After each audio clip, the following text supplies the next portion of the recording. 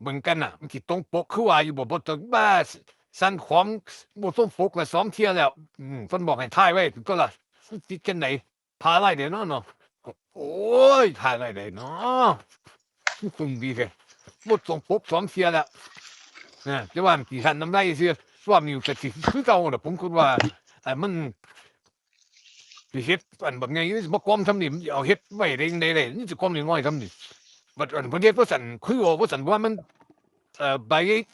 เครื่องบินรวดที่มาป้องน้อยๆส่ำนี้มันสิเป็นไปได้บ่ว่าไฟ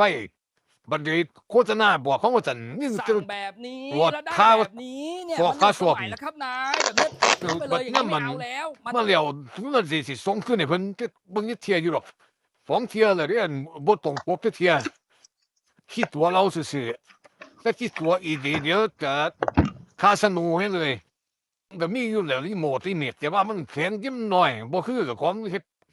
ถึงต้องมันสิใตรงหญ่ๆปกบ่แบบนี้สั่งไปเราใหญ่แบบนี้มีน้อยมาต้องได้แบบคือนี้เก่าเนี่ยที่พี่บอกว่าจริงบ่เคยโดนเฮ็ดตามหลอกเหมือนกันเห็นแต่ของเพิ่นแถมขายเด้ จริงพี่นะโดนขก็องแถแค่มไปน้อยๆเท่านี้สิเฮ็ดมันยังสิน้อยๆเท่านี้สิมันแถม8อันก็บ่นั่นนี่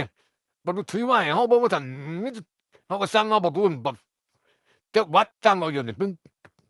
เป็นหมื่นวัตต์พุ่นน่ะสั่งเอาบัดมาแล้วนี่มันใส่แผงน้อยๆสิเฮาน่ะนี่จังซี่นี่ตรงปกอยู่บ่น้อยๆทำหมู่นี่สิจักวัตต์เดียวนี่แผนเพิ่นถือออกมาว่าซั่นว่ามันสิง้อ2คนพุ่นเนาะหลอดนี่ว่าซั่นท่อหลอดเป็นซ้ำจังไดกับหลอดอัน